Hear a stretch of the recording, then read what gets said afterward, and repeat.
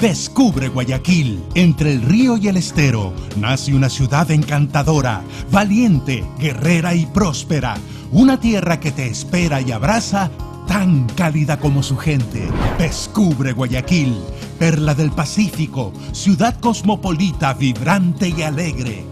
Nació mirando al río Guayas, al pie del Cerro Santa Ana, que aún conserva sus calles empedradas y casas patrimoniales, y creció para enamorarte con sus rincones mágicos, hoy dedicados al arte y la cultura. Desde lo alto, el faro nos guía para descubrir sus tesoros, sus bellos malecones, con amplios espacios y entretenimiento para todos, además de manifestaciones artísticas que reflejan con pasión nuestra identidad. Descubre Guayaquil y su exquisita gastronomía. Déjate sorprender por una explosión de sabores, desde las huecas tradicionales que reflejan la diversidad de la cocina ecuatoriana hasta lo mejor de la cocina internacional. Deleita tu paladar con nuestros productos estrella y conoce el cacao en todas sus formas.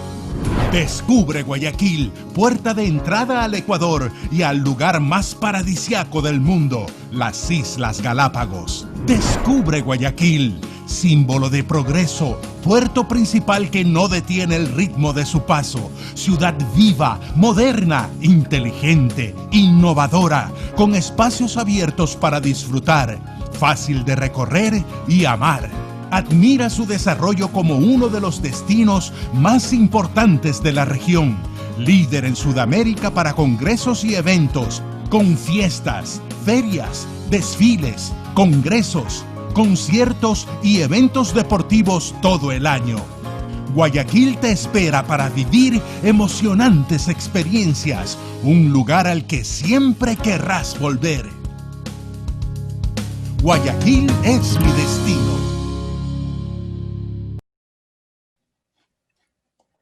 Buenas noches pues con todos y sean bienvenidos a este especial evento junto con el escritor colombiano Héctor Abad. Desde Mr. Books estamos conscientes de la importancia de generar espacios que promuevan la cultura y que mejor que la Feria Internacional del Libro Guayaquil. Una vez más, el libro rompe barreras y no deja de tener su espacio. Agradecemos por primera parte a los autores por compartir este espacio con nosotros, a la editorial Penguin Random House por siempre brindarnos su apoyo y adicionalmente a los entrevistadores por su apertura. Quiero dar la bienvenida a Héctor Abad, quien es traductor, periodista y escritor. Ha escrito alrededor de 15 obras literarias. En noviembre del 2006 publicó su libro más celebrado, El olvido que seremos, en donde revive la historia de su padre y las circunstancias que estuvieron detrás de su asesinato. Por este libro ha recibido premios en Lisboa y Washington, y actualmente Héctor es columnista y asesor del editorial del diario El Espectador y también trabaja en el diario El País, el NZZ de Zurich y otras publicaciones nacionales e internacionales. Sus novelas han sido traducidas a distintas lenguas, entre ellas el inglés, el portugués, el italiano, el chino, el francés y el alemán. Por otro lado, quiero darle la bienvenida como entrevistador al escritor ecuatoriano Raúl Vallejo. A lo largo de los años ha publicado libros de cuentos, poemarios, ensayos y novelas. Su última novela y más reciente, Gabriel A., fue ganadora del premio de novela corta Miguel Donoso Pareja en el año 2018. Fue embajador de Colombia en el año 2015 y desde septiembre del 2017 hasta abril del 2020 fue miembro de la Comisión Gestora de la Universidad de las Artes en la ciudad de Guayaquil. Se desempeñó también como vicerrector de investigación y posgrado y director y docente de la Escuela de Literatura. Sobre todo, antes de iniciar el evento, quisiera invitarles a todos y recordarles que los libros de los autores se encuentran disponibles ya en el stand de Mr. Books y que también lo pueden encontrar disponibles en nuestra página web www.mrbooks.com. Adicionalmente, el día de hoy vamos a sortear un libro del autor Héctor Abad, que es del libro El olvido que seremos. Para eso, por favor, quiero que en este momento procedan a escanear el siguiente código QR que les voy a enseñar a continuación. Fátima, ¿puedo alejar un poco la cámara? Súbele, exactamente.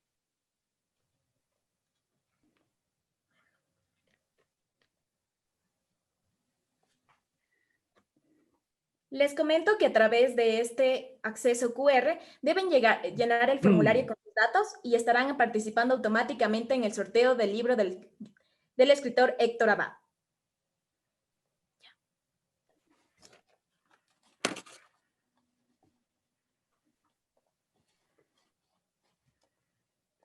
Bueno, y sin más que decir, estimados Héctor y Raúl, les damos una vez más la bienvenida, así que empecemos.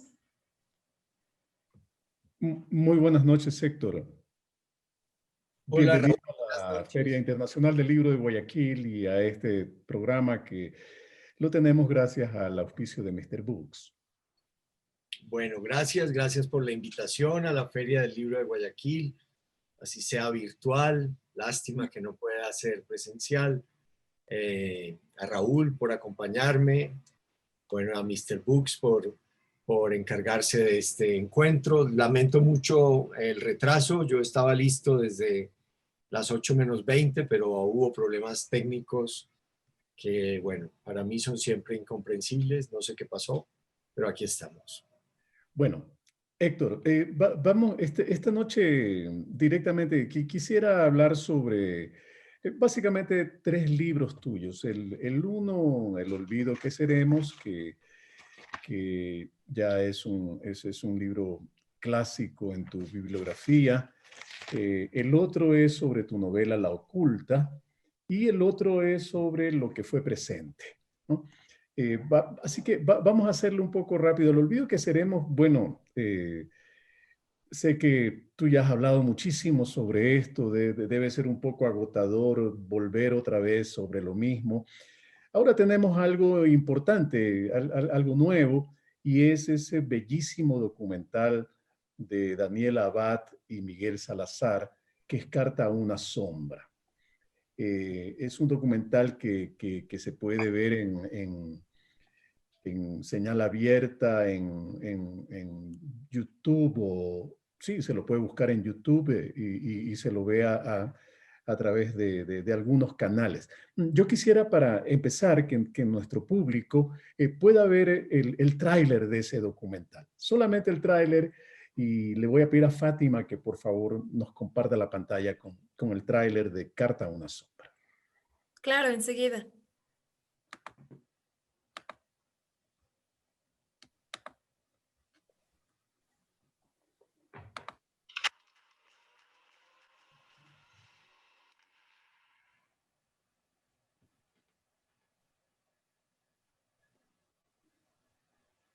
El 25 de agosto por la noche sucedió el hecho que más dolor me ha dado desde que estoy vivo. Mataron a mi padre, mataron a mi papá. Lo mataron por motivos políticos. ¿Quién? No se sabe.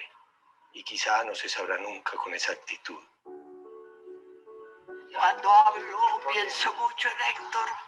Ray no está aquí. Hubiera podido estar.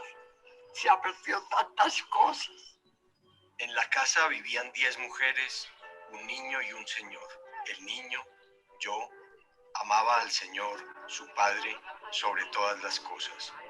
Lo amaba más que a Dios. No me ha gustado nunca la violencia. Yo soy médico, quiero la vida, quiero la salud y por lo tanto los derechos humanos que son a la libertad, a la justicia y a la paz. Por ejemplo, decía Héctor Abad III, porque tú vales por 2. Creo que el único motivo por el que he sido capaz de seguir escribiendo todos estos años es porque sé que mi papá hubiera gozado más que nadie al leer todas estas páginas mías que no alcanzó a leer. Es una de las paradojas más tristes de mi vida. Casi todo lo que he escrito, lo he escrito para alguien que no puede leerme. Y esto no es otra cosa que la carta a una sombra.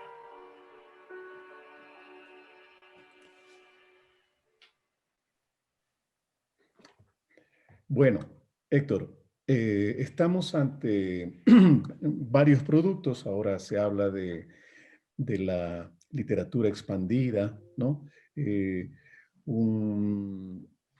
leído los diarios de 1987, las entradas del diario de 1987, el texto del olvido que seremos. Y ahora vi el documental hecho por Daniela Abad, tengo entendido que es tu hija, ¿ah? Y Miguel Salazar, como te digo, un bello documental muy bien logrado y muy bien trabajado a partir del libro.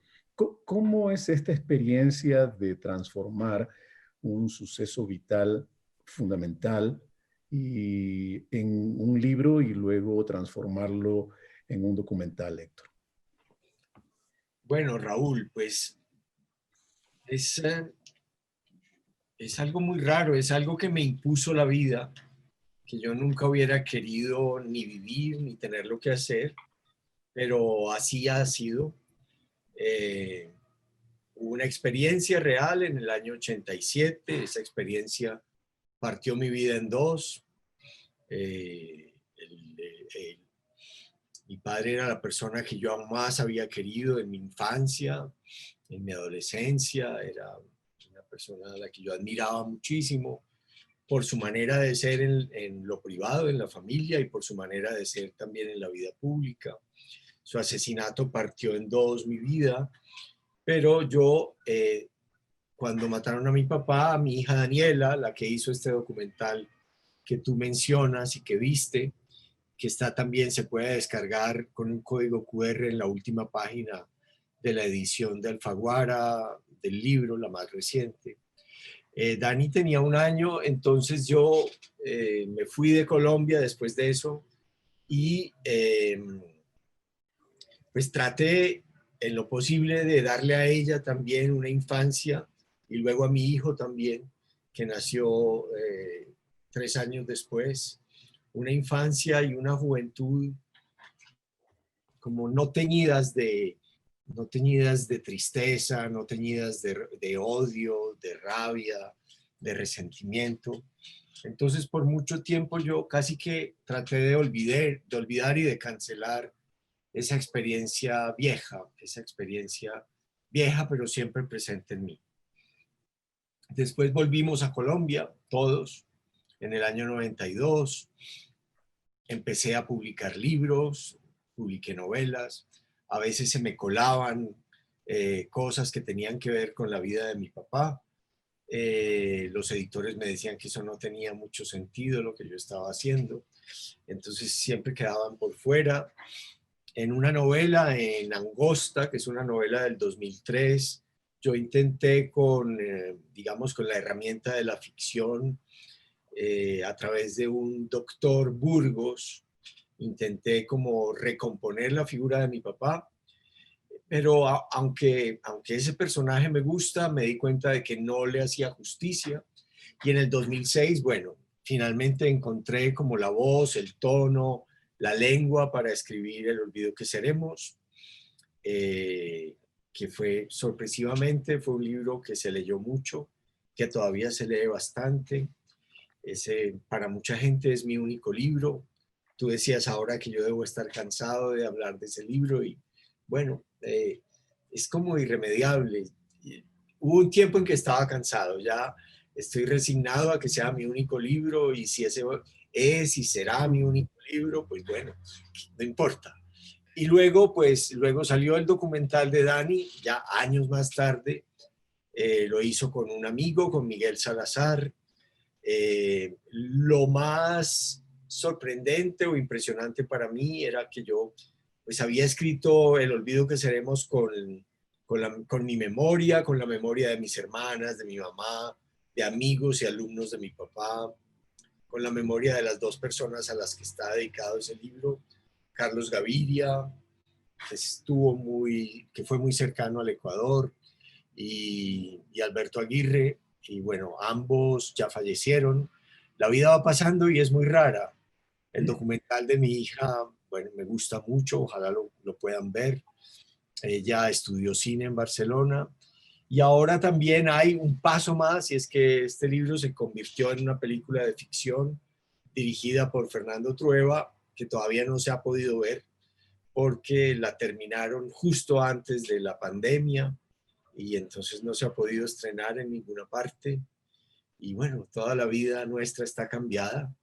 Pero sí, ese proceso de la realidad al olvido, a escribir un libro, que luego sea un documental y que luego sea una película de ficción, es algo raro en la vida, es muy extraño.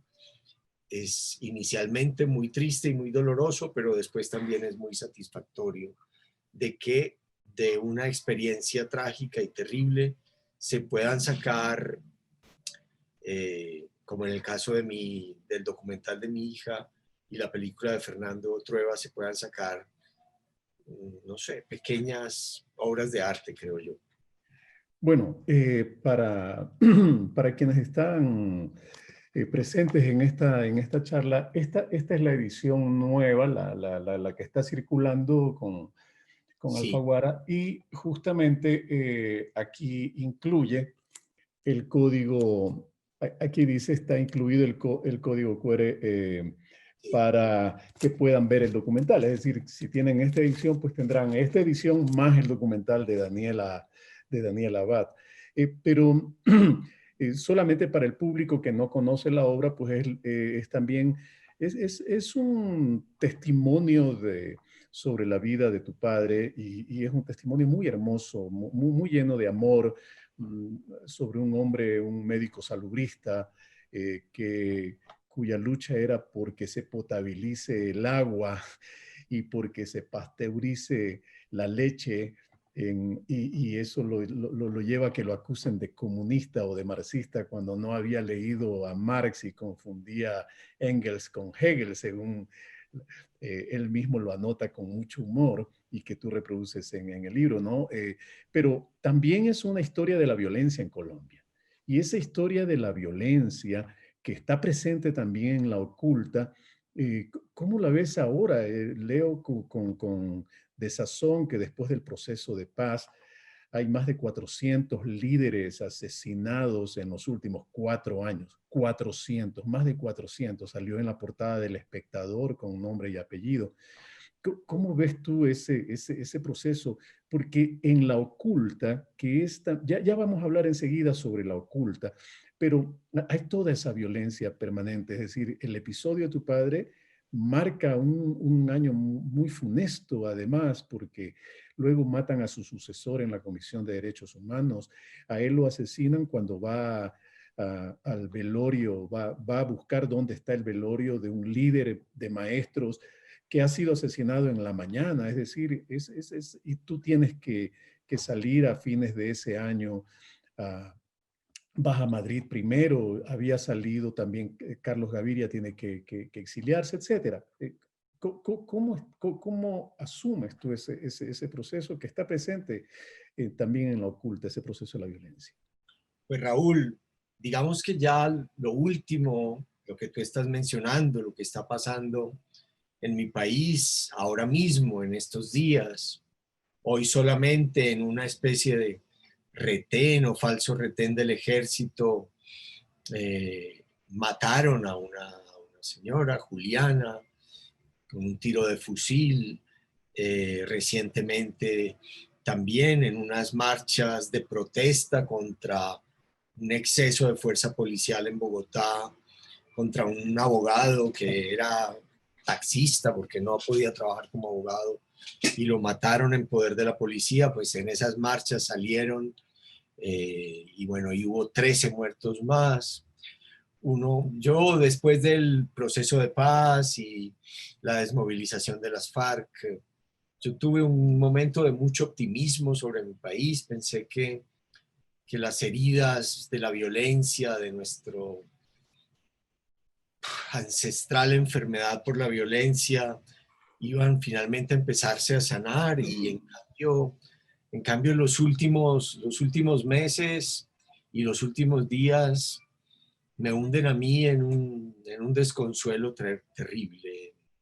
Yo no sé, me encuentras en un momento en que estoy casi deprimido por lo que veo ocurrir alrededor. Es trágico. Es decir, la mayor responsabilidad, y eso es terrible, está en la fuerza pública. En Colombia no hay una policía realmente civil.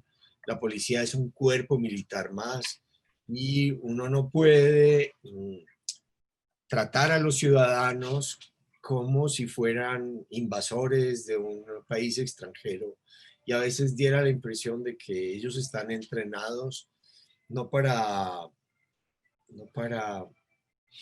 interactuar con los ciudadanos, no para ayudarles a los ciudadanos inermes, sino para pensar que los ciudadanos cuando protestan pueden ser el enemigo, y entonces se les puede disparar.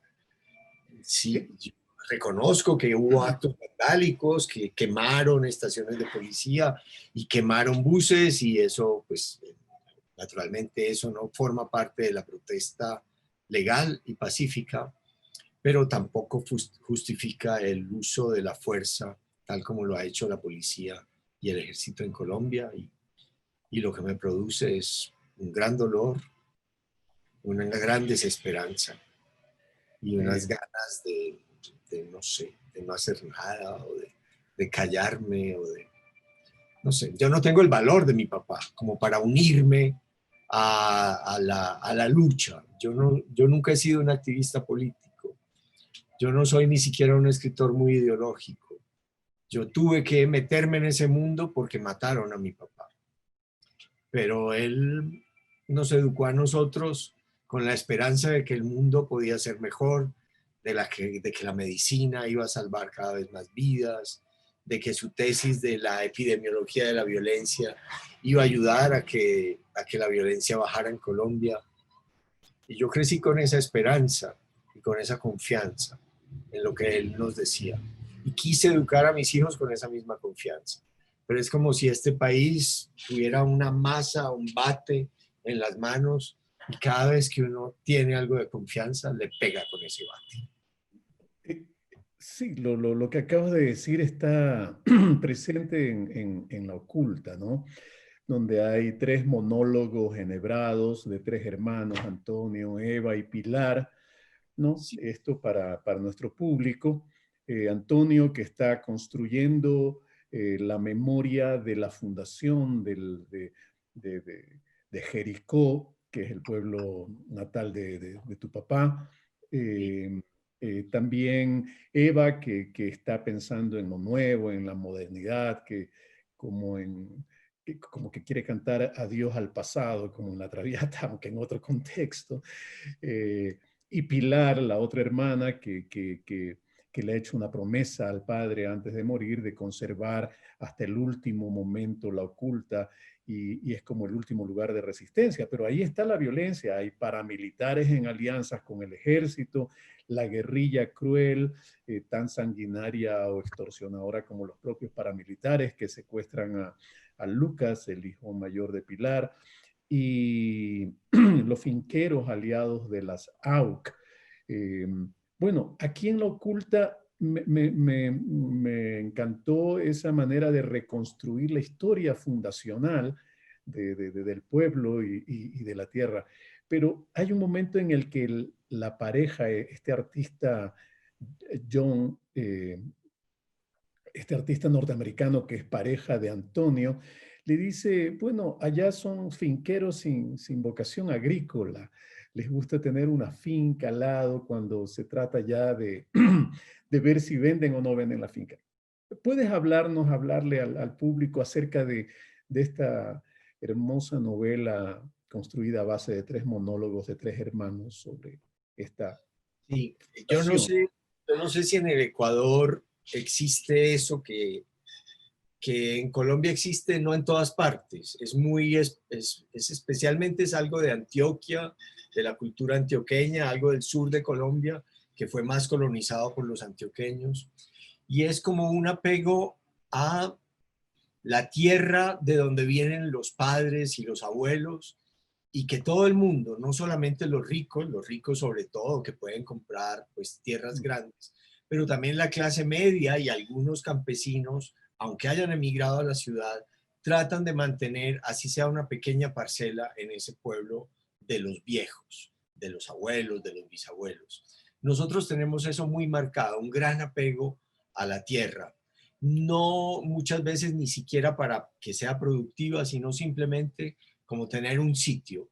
Un apego a la tierra porque para el antioqueño es muy importante tener dónde caerse muerto. Y tener dónde caerse muerto es un pedazo de tierra, así sea muy pequeño.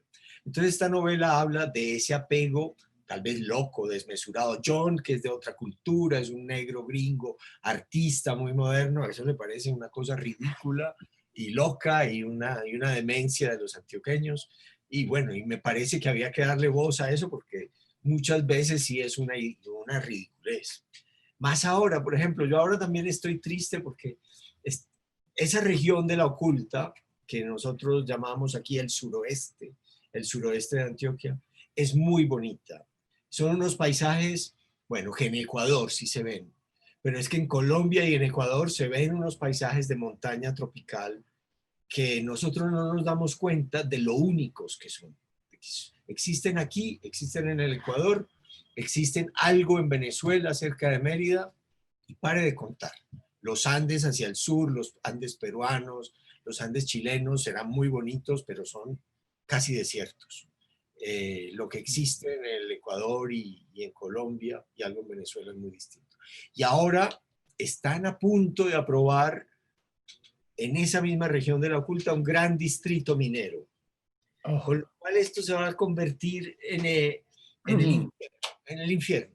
Bueno, perdón, es que el personaje, te interrumpo porque el personaje de Antonio, justamente en los papeles que está descubriendo, ahí los padres fundadores, digamos, de la Oculta le dicen, los que quieren dedicarse a las minas, que se vayan, que sigan su camino, que sigan más allá, que aquí no hay minas, acá vamos a dedicarnos a la agricultura. Sí, porque hay unos pueblos un poco más al sur, que son pueblos mineros, que han sido siempre pueblos mineros, pero viven en la ruina. Y todos los pueblos mineros de Colombia, que sacan recursos en oro gigantescos, son pueblos pobrísimos. Los niveles de miseria, de violencia, de maltrato, es como una condena. Es como una condena. Encuentran oro, encuentran cobre y piensan que, no sé, todos piensan que se vuelven ricos, que no hay que trabajar mucho. Y fuera de eso, pues bueno, las grandes mineras que se dicen legales y que entonces van a respetar la tierra, eso es imposible y es mentiras, y la destruyen. Y es lo que yo me temo que va a pasar en esta región de la Oculta, que yo pensaba que su peor enemigo era como las urbanizaciones, las urbanizaciones de lo rural, ¿no? Una paradoja en sí mismo, ¿no? Exacto, sí, hacer ahí. Y yo pensaba, cuando escribí ese libro, pues fui muy mal profeta, que eso era lo que iba a destruir la zona de la Oculta, y en cambio va a ser la minería. En todo caso, es como ahora, si la destrucción fuera inevitable. En esta novela tú le das voz a dos mujeres, ¿no? Dos mujeres distintas. La una Eva, mucho más liberal, la otra Pilar, mucho más conservadora. Pero tú siempre hablas, tanto en tus diarios como en El olvido que seremos, de haber sido criado en medio de muchas mujeres, ¿no? Sí. En medio de muchas mujeres.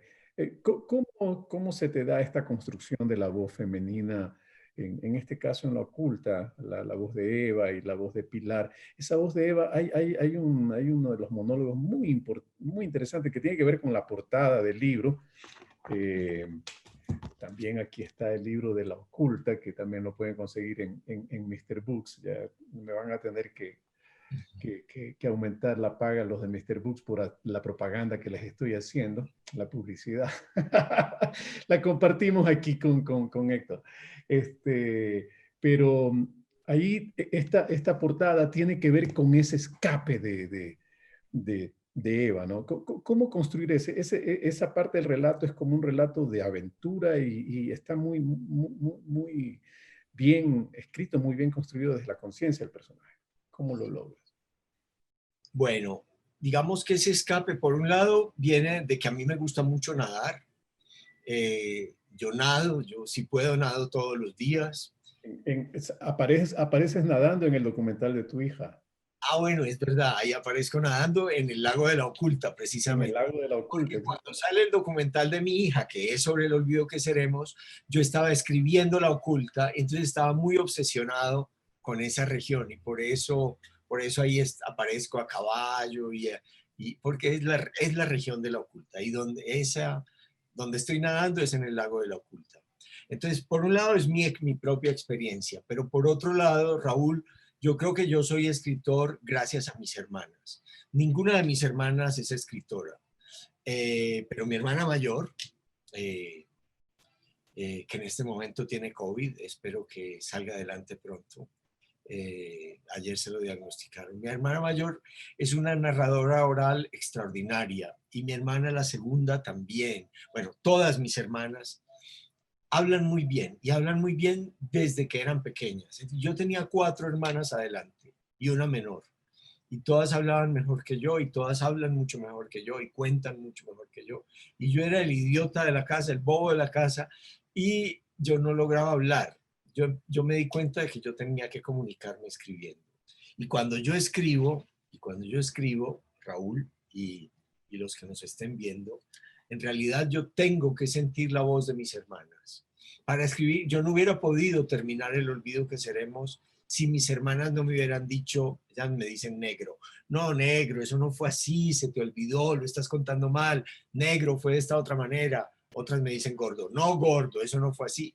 Todos, ese libro y La Oculta, ambos libros, en realidad están escritos con el auxilio oral de mis hermanas. Y cuando yo escribo un libro, lo leo en voz alta y de alguna manera yo tengo que oír la voz de mis hermanas, la narración de mis hermanas, la lengua familiar que ellas usan, el español de mi casa. Y si no oigo la voz de mis hermanas, como que yo no me creo lo que estoy escribiendo. Entonces de ahí vienen esas voces de La Oculta, Raúl. Ahora, bueno, tú no hablabas, pero escribías y ese testimonio de esa escritura, que es como hablarse a sí mismo, es el testimonio de los diarios, ¿no? Lo que fue presente. Sí. Lo que fue presente para nuestro público que nos está viendo tiene que ver con los diarios de Héctor Abad. Son los diarios de 1985 al año 2006. No voy a contar lo que tú cuentas acá porque quisiera que el público lo lea, pero ¿cómo es esa experiencia de desnudarse? Porque los diarios están escritos con una sinceridad, transparencia, pero también con un mostrarse en las debilidades más fuertes. Me recordaba mucho las confesiones de San Agustín. Ese tipo de diario con mucha sinceridad, pero también con mucha crueldad, Héctor, ¿no? Crueldad contigo mismo y crueldad con el prójimo, porque la gente está viva. Anaïs Nin pidió que sus diarios se publiquen 25 años después de muerta y cuando ya todos los que participaban ahí hubiesen muerto. ¿Cómo así te decidiste? Sí, yo sé que Gabriel Iriarte es como un editor que ha de haber dicho, aquí está la vena muy fuerte para estos diarios y ha de haber dicho, públicalo, Héctor, pero con mucha irresponsabilidad. Bueno, hablemos de esto. Sí, es un poco un acto irresponsable. Bueno, los diarios íntimos, y este libro de diarios es un libro de diarios íntimos. No es un género muy frecuente en Colombia, no sé en Ecuador, pero en Colombia tampoco. Prácticamente ningún escritor, ni siquiera después de muerto, ha publicado sus diarios íntimos. Hay unos pocos ejemplos, pero casi que fragmentos. Yo los llevaba, yo no llevaba esos diarios para publicarlos, yo simplemente llevaba diarios durante muchos años, desde antes de que yo publicara ningún libro, desde antes de que mataran a mi papá. De hecho, en los diarios, lo que en este principio de documental que mostraste al principio, estoy yo leyendo directamente mis diarios. Una libreta, ¿no? Una escrita a mano. Sigo teniendo libretas todo el tiempo aquí. Apunto cosas. No, ya no son diarios, pero apunto cosas. Y generalmente las apunto en 2 colores, en azul y en rojo. Y el diario tiene también partes en rojo. Bueno, pero sí, tienes razón. Los diarios generalmente son póstumos. Los diarios generalmente piden tiempo para que se publiquen después, porque hay gente viva involucrada. Y claro, uno tiene derecho a desnudarse o a mostrar su intimidad, pero mostrar la intimidad de los demás es mucho más problemático o irresponsable, como tú mismo dijiste. Los diarios están editados parcialmente en el sentido siguiente. Hay algunos nombres cambiados de personas que están involucradas y algunas circunstancias, sobre todo cuando son mujeres, historias de amor o de sexo que me ocurrieron a mí. Yo me puse en contacto con ellas y les pregunté, les dije, voy a publicar los diarios, ¿qué podemos hacer? ¿Los puedo publicar tal cual? ¿Quieres que cambie el nombre y las circunstancias para que nadie te reconozca? ¿O quieres que no es que salir completamente? Tuve los 3 tipos de respuestas. Alguna que me dijo, déjalos tal cual, no me importa. Cambia por favor la identidad hasta que no se reconozca, o por favor quítalos. Y yo, dependiendo de eso, pues lo cumplí. Ahora, no en el caso de mis ex esposas, a ellas no les pedí permiso. Lo publiqué así porque, bueno, porque eran trozos muy, muy largos. Yo tuve 2 largos matrimonios, cada uno de 11 años, y bueno, si ellas me decían no puedes publicarlos, pues no había diarios. Lo único que hice fue cambiar los nombres de ellas. Y bueno, en el proceso de edición se cortaron sobre todo repeticiones, pero no se cortaron, digamos, las partes más difíciles o escabrosas de los diarios. Lo que puedo decir en mi defensa es que creo que yo salgo más mal parado que casi todo el mundo. Sí, bueno, esa es la sinceridad del diario, ¿no? No eres un héroe triunfador de la situación, sino más bien un héroe continuamente derrotado y conflictuado en muchas de las situaciones personales, ¿no? Bueno, debe ser la culpa judeocristiana que acompaña a los fundadores de la oculta, ¿no? Sí, ahí está toda mi formación. Yo no soy una persona religiosa, yo no soy ni judío ni católico, ni judío ni cristiano, o bueno, cristiano solamente en el sentido croceano de que todos somos irremediablemente un poco cristianos, porque ahí crecimos. Pero la culpa y la forma mental sigue existiendo. Digamos que muchas personas, como creen que mi único libro es El olvido que seremos, muchos a veces me confunden con mi padre y piensan que yo soy esa buena persona, ese médico como era mi papá, ese activista, ese luchador por los demás.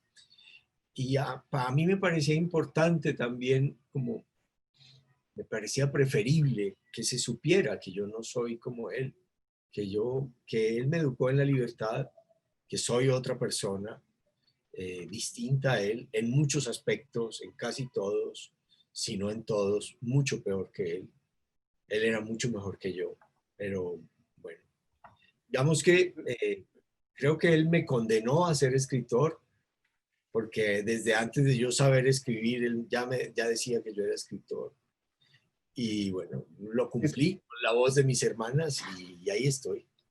Sí, bueno, creo que el diario... No lo vas a decir tú, pero sí lo voy a decir yo. El diario se cierra el 8 de septiembre del año 2006 sí. con una entrada en la que hablas con Gabriel Iriarte, quien acaba de leer El olvido que seremos, los manuscritos del olvido que seremos, y que te hace una observación. La única observación que te hace es que dice, tiene una única observación. Debo quitar la palabra hijo de puta para definir al cardenal. Ahí esa palabrota, sin ser yo Fernando Vallejo, chilla, pues no pertenece al tono del libro. Bueno, la quitaste del olvido que seremos, pero no la quitaste de lo que fue presente. Entonces, finalmente pudiste decirle, como le has dicho al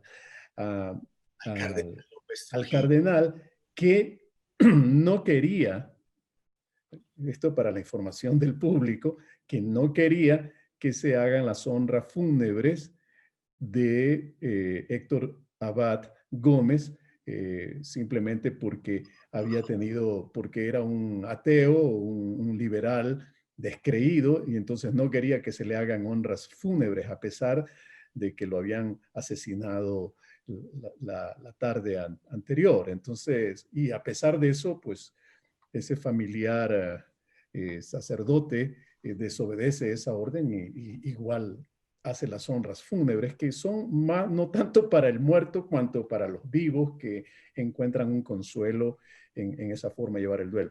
Pero estos diarios, perdón. Sobre todo para mi madre, que era Claro, exactamente. la más católica de la familia, sí. Ahora, hay algo también muy interesante en tu diario, que son las lecturas. ¿No? Es como que uno va leyendo tu proceso de formación, cómo vas asimilando las lecturas. ¿Puedes hablarnos y hablarle al público acerca de esos comentarios sobre las lecturas que haces, sobre las películas que ves y cómo eso va influyendo en tu construcción de escritor? Sí. Tú estás ahora en tu casa, Raúl, esa es tu casa. Estoy en mi casa, estoy en el estudio de... Bueno, yo también estoy en la mía. Estudio, sí. Bueno, veo que tenemos algo parecido aquí en mi casa. Hay solo libros por todos lados y dando la vuelta aquí hay más libros y dando la vuelta hacia allá hay más libros. Entonces, y yo, pues toda mi vida ha girado alrededor de los libros y de la lectura. Yo he sido, pues, primero que todo, lector de libros, me encanta leer, tengo muchos libros, tengo todo el tiempo libros aquí. Detrás de esta pantalla hay una fila como de 50 diccionarios que todavía uso, que me ayudan a escribir, diccionarios de mucho tipo, bilingües, de religiones, de la lengua española sobre todo. Entonces, ojalá hubieran salido más lecturas en los diarios. Salen, pero yo pienso que deberían haber salido más. En estos días salió una reseña de una escritora que respeto en España y que decía que había muy pocas autoras mujeres y que eso revelaba pues un cierto machismo de mi parte y lo tengo que reconocer. Yo no puedo editar los diarios. Tengo muchas escritoras que admiro y que han sido fundamentales para mí. Natalia Ginsburg, Marguerite Yourcenar, grandes poetas. Bueno, no voy a hacer una lista, bueno, pero no están en los diarios. Szymborska habla sobre ella, ¿no? Mencionó a Szymborska, sí, es verdad. Szymborska. Siempre es un estreno y lo que haga se volverá siempre lo que hice. La vida no es un ensayo. Esa es una cita que tienes acá. Es de un poema precioso de la Szymborska. Bueno, qué bueno que lo tenías a mano. me ayudas. Entonces sí, yo creo que uno va leyendo. Bueno, yo me he nutrido de la escritura, después yo tuve una librería, trabajé en una biblioteca, he sido traductor. Ahora en esta pandemia me dediqué a traducir unos cuentos de Kipling y eso de alguna manera me hizo sentir mucho mejor en estos meses. Y tengo con mi esposa una pequeña editorial donde publicamos sobre todo a nuevos autores colombianos. Se llama Angosta Editores, como una de mis novelas. Entonces, toda mi vida, Raúl, toda mi vida han sido alrededor de los libros y de las lecturas. Entonces, digamos que esa es una gran felicidad mía. Bueno, Borges decía que no se enorgullecía de los libros que había escrito, sino de los libros que había leído. Yo puedo ir más allá. Esto sí es lo más importante para mí. Pero yo me enorgullezco sobre todo de mis hijos, de esta hija que hizo el documental y de mi hijo que es un arquitecto que hace cosas muy bonitas con el arte de la arquitectura. Entonces, bueno, ese es mi gran orgullo. Hay algo que se nota también. Sí. Y bueno, tienes mucha razón para sentirte muy orgulloso. No conozco a tu hijo, pero ni a tu hija, pero a tu hija la conozco a través de ese documental. Y ese documental está hecho, no sé si es su primera, su segunda producción, no lo conozco, pero ese documental está hecho Primer, con mucho cine, con un ojo cinematográfico muy bueno, con un ritmo que va envolviendo al espectador y bueno, al final es algo que uno no deja de escapar esas lágrimas que se escapan ante la emoción estética, ante la emoción ética de lo que significa el entierro de tu padre y cómo va concluyendo en esa reunión familiar, ¿no? Este, pero, sí, ella sí. No, gracias. Mi hija, le voy a contar tu opinión. Después ella hizo otro documental sobre su abuelo materno, que se llama The Smiling Lombana. Te voy a mandar un link para que lo veas, porque también es muy interesante y es otra cara de Colombia que te va a gustar, yo creo. Ahora, fíjate, todo está relacionado, hay algo que está siempre presente, está presente en el olvido que seremos, está presente en la oculta, está presente en los diarios, la música, la relación con la música. Y yo parto de eso que decías, tu papá llegaba a la casa y podía llegar de mal genio o de buen genio. Cuando llegaba de buen genio, pues había besos para todos y te besaba a ti, etcétera, pero cuando llegaba el mal genio se encerraba y la música, se encerraba en su biblioteca a oír música y la música lo transformaba. Lo mismo el personaje de Antonio en la oculta, también oye música, es un músico, de hecho, es un violinista. Y tú también hablas aquí de la música. ¿Cómo la música ha impactado en ti? Tú dices, el vallenato está bien, pero ya 2 vallenatos son un exceso en tu diario. Bueno, si yo pudiera volver a nacer, me gustaría mucho ser músico. Si yo volviera a nacer, tocaría un instrumento. De hecho, antes de empezar con la traducción de Kipling, los 2 primeros meses de la pandemia, me dediqué a la guitarra. Solo que el loro viejo no aprende a hablar. Yo ya estoy muy viejo para aprender un instrumento y bueno, muy torpe. Entonces volví a mi viejo oficio de traductor que domino un poco mejor. Pero es que yo creo que es muy importante decirlo ahora ante el público de una feria del libro, y es que los que tenemos herramientas culturales, Raúl, los que tenemos como estas posibilidades de gozar mucho con la música, de conmovernos con la música, de conmovernos con un buen cuadro o con una escultura y de conmovernos con la lectura, de conversar, como decía Quevedo, con los difuntos, de conversar con los grandes sabios de la antigüedad. Los que tenemos esas posibilidades, esas herramientas culturales, estamos muy bien preparados para soportar algo como esta pandemia, que al principio sé que en Guayaquil fue tan horrible, ahora creo que ha mejorado,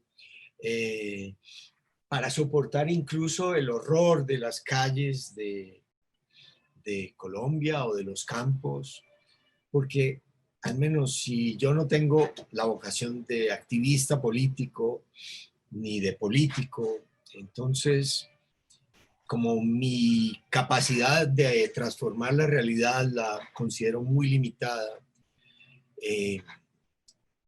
algo trato de hacer con lo que escribo, pero mucho trato de hacer también por mi paz, por mi tranquilidad, por no deprimirme, por no hundirme del todo, leyendo, oyendo música, tratando mal de producir música, viendo arte, estudiando temas que me interesan, bien sea de medicina o en general de divulgación científica. Entonces yo creo que sí, una feria del libro ayuda a eso, y la educación debería ayudar a eso, a lo que Bertrand Russell llamaba los placeres duraderos, los grandes placeres que no son tan caros. Sí, tal vez tener una biblioteca tan grande como la tuya o la mía es cara, pero tener una pequeña biblioteca no es tan caro y hay bibliotecas públicas. Entonces, y hay manera también de oír muy buena música sin que sea muy caro. Creo que educarse en esos placeres culturales que duran hasta que uno se muere, que no se van perdiendo, es un recurso maravilloso para ocupar nuestro tiempo, para mitigar nuestra angustia, para salir de situaciones horribles que la vida muchas veces nos presenta, nos plantea, nos enfrenta. Sí, bueno, ahora solamente para conocimiento del público, una biblioteca se hace a través de la vida, ¿no?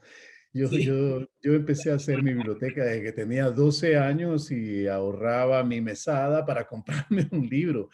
Y entonces yo ahora encuentro libros fechados 1970, 1971, ¿no? Cuando yo tenía 10, 11 Eso es 11 muy años. Pero bonito, acá, es la pura verdad, es la pura verdad.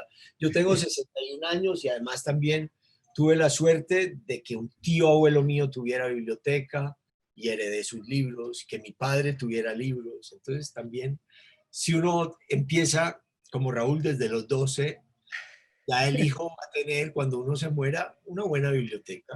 una buena biblioteca. Sí, ahora en el diario también hay ese proceso de la escritura. eh, los posibles títulos del olvido que seremos, ¿no? Eh, a Aguirre, a quien está dedicado el libro, no le gusta, creo que nunca le gustó el título El olvido que seremos, a mí me fascina. He visto los otros títulos, Acuérdate, Memento, Recuerde el alma dormida, Su rostro sobre el mío, Que se sepa cómo se pasa la vida, para que no se olvide, Su cara sobre mi nombre, la cara y el nombre, nombrar su cara y la calma, su nombre sobre el mío, el nombre de su cara, la cara de su nombre, los triunfos de la muerte bajo el indiferente azul del cielo, etc. Creo que El olvido que seremos es el título que tiene el libro, pero ese título tiene una historia y esa historia tiene que ver con un hecho doloroso, pero vamos a ponerlo en su momento literario, digamos, ¿no? Tú encuentras en el bolsillo de la camisa de tu padre el día que lo asesinaron dos papeles. Uno con la lista de los que querían asesinar, muchos de los cuales fueron asesinados efectivamente luego de un tiempo, y otros ya lo habían sido en el momento en que asesinaron a tu padre. Y otro encuentras el manuscrito de un poema atribuido a Borges, que tu padre había leído la semana anterior en un programa de radio, ¿no? Claro que yo no lo sabía. Tú no lo sabías, no lo sabías al momento de escribir, siquiera El olvido que seremos. Yo después leí la reseña que tú escribiste en Letras Libres sobre la historia. Cuéntanos esa historia, cuéntale a nuestro público esa historia sobre este poema apócrifo de Borges. Sí. Bueno, primero digo algo sobre los títulos. Uno escribe un libro, a veces tiene el título desde el principio y a veces no lo sabe. Pero como yo le encontré a mi papá en el bolsillo ese poema y esa lista, y el primer verso de ese poema que yo le encontré a mi papá en el bolsillo decía, ya somos el olvido que seremos, yo pensé muchas veces que ese debía ser el título, a pesar de que a Aguirre no le gustara. Y de hecho, por mucho tiempo el título era Ya somos el olvido que seremos. En una conversación con Laura Restrepo y con Pilar Reyes, Laura Restrepo la escritora y Pilar Reyes mi editora, ellas me dijeron, no, acórtalo, que no sea un endecasílabo, que sea solo el octosílabo, que está muy largo, el olvido que seremos. Y yo lo acepté y conversando uno encuentra los títulos. También ahí pongo en el diario esa lista, pues porque estaba en el diario y porque yo le creía mucho a mi amigo Aguirre y a él no le gustaba el título, pero hoy en día pienso que siquiera no le hice caso. En muchas otras cosas le hice caso y creo que él me aconsejó bien, pero ahí no. Entonces, el título viene de ese poema que está copiado con la letra de mi papá, con la caligrafía de él, y firmado con las iniciales JLB, sin más pistas. JLB, para alguien que haya leído, es fácilmente Jorge Luis Borges. Entonces, bueno, yo busqué ese poema en las obras de Borges, lo busqué en en su obra poética, en ninguna parte aparecía, pero como mi papá lo había firmado JLB, nosotros pusimos ese poema, porque es un poema que habla sobre la muerte y sobre el olvido, lo pusimos en la lápida, en el cementerio. Yo lo transcribí en diciembre del 87 en un artículo que escribí para El Espectador, que eran apuntes para una biografía, se llamaba ese artículo, y también ahí transcribí el poema. Y luego cuando publiqué El Olvido dije, bueno, mi papá llevaba en el bolsillo un poema de Borges. Y ahí apareció, digamos, como un poeta a quien yo conocía, Harold Alvarado Tenorio, que como el libro empezó a leerse mucho y el éxito es siempre sospechoso, él dijo, bueno, este Abad puso que ahí había un poema de Borges para vender libros y para tratar de igualar su estatura de enano al gigante de Borges. Y bueno, esa parte es cierta, pero lo de enano y gigante, pero no era cierto que yo lo hubiera hecho por una estrategia de marketing, pues no sé, ¿a quién se le ocurre?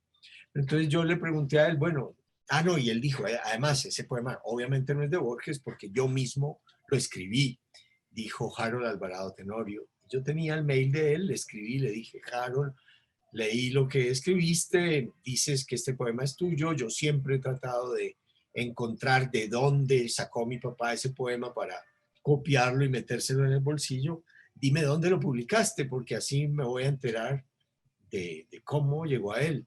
Y me dijo, sí, con mucho gusto, yo lo publiqué en la revista Número de Bogotá en tal mes de 1993. Yo le dije, pero Harold, es que mi papá lo llevaba en el bolsillo en el año 87. No me creyó y me dijo, no, pues entonces tu papá llevaba en el bolsillo el poema antes de que yo lo escribiera. Y son esas cosas que ocurren en los cuentos de Borges y no en la realidad casi nunca. Y ahí empecé yo y escribí otro libro que tal vez tú, bueno, en Letras Libres publiqué ese ensayo, pero luego lo amplié un poco como primer ensayo de otro libro que se llama Traiciones de la Memoria, y ahí cuento lo que tú dijiste ahora, que en realidad mi papá había leído ese poema una semana o 2 semanas antes de que lo mataran, y bueno, y de dónde lo toma, y por qué yo, después de una pesquisa muy larga, una investigación muy difícil, puedo concluir, a los que le interese pues no sé, la autoría, la filología, pueden leer ese ensayo y ahí después me dirán si me creen o no que era de Borges. Bueno, para los que le interese ese trabajo se llama, el que pueden encontrarlo en Letras Libres, se llama Un poema en el bolsillo. Salió en la edición de Letras Libres del 31 de agosto del año 2009. Entonces, es el entrevistador mejor preparado que he conocido. Pueden encontrarlo en internet y pueden decirle, pueden revisar ahí el texto, ¿no?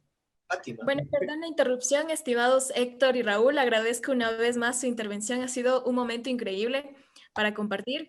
Tenemos más de 150 asistentes, dentro de los cuales se inscribieron en nuestro sorteo, pero antes de terminar este pequeño momento que tenemos con ustedes, quisiera por favor hacerte llegar, aunque no tenemos tiempo para preguntas por razones de tiempo, quisiera hacerte llegar el sentimiento que tienen tus lectores hacia ti, a esa sensación de empatía con tu pérdida en el olvido que seremos, a también esos jóvenes que se sienten identificados con esos ambientes de violencia en el que actualmente vivimos.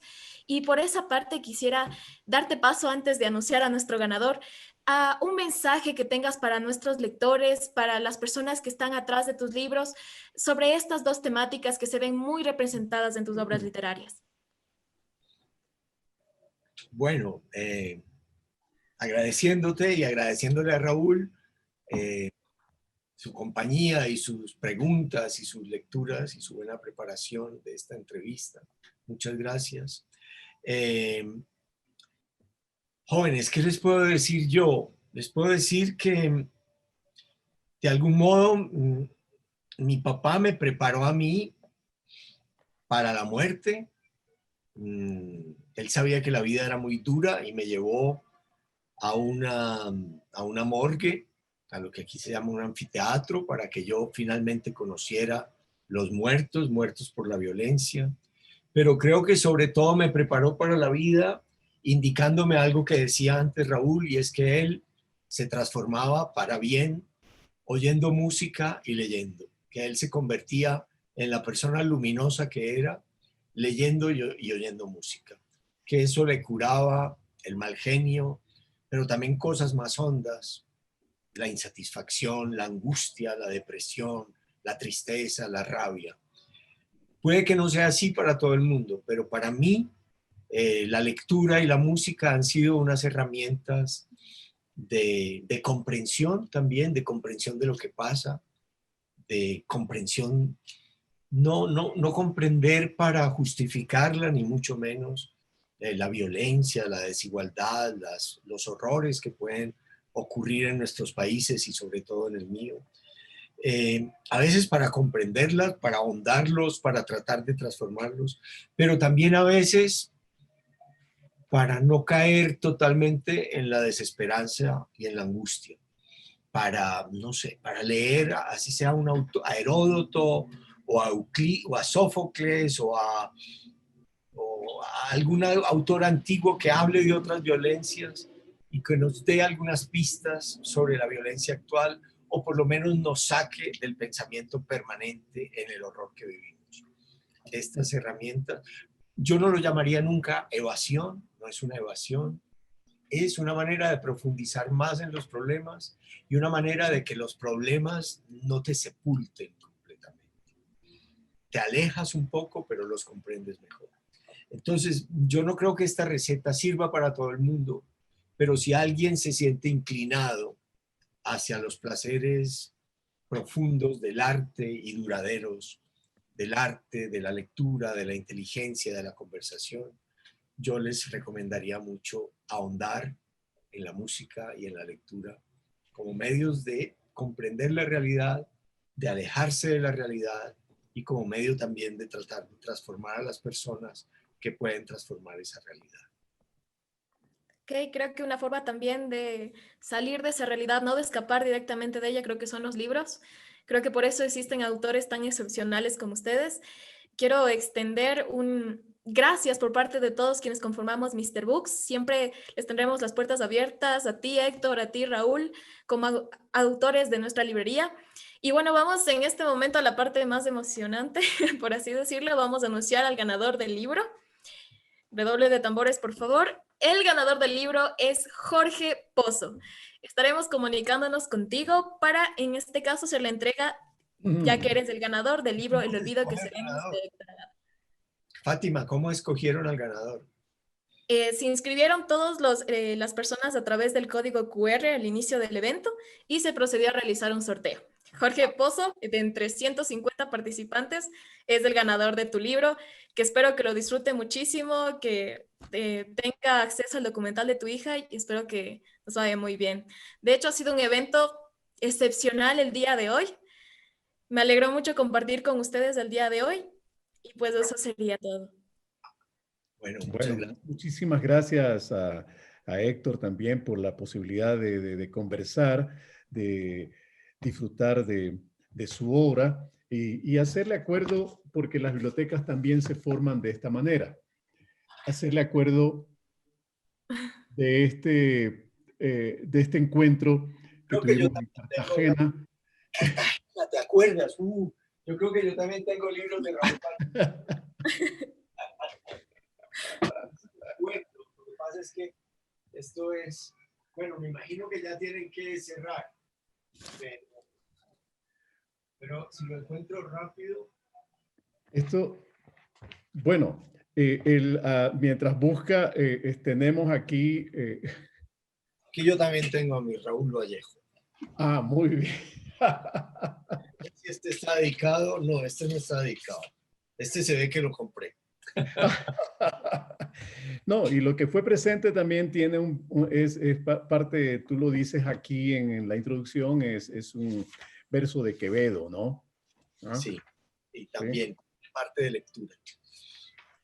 Entonces, muchísimas gracias, Héctor, y muchísimas gracias a Mr. Book por propiciar este espacio y a todos y a todas las personas que han estado presentes en esta conversación. Y obviamente a la Feria del Libro de Guayaquil, Feria Internacional del Libro de Guayaquil, que ya es un evento que es parte de la tradición cultural de Guayaquil. Y ojalá me inviten porque quiero conocer Guayaquil. Me han hablado muy bien de esa ciudad. Bueno, ese es un pendiente entonces. Espero que nos veamos en Ecuador tarde o temprano.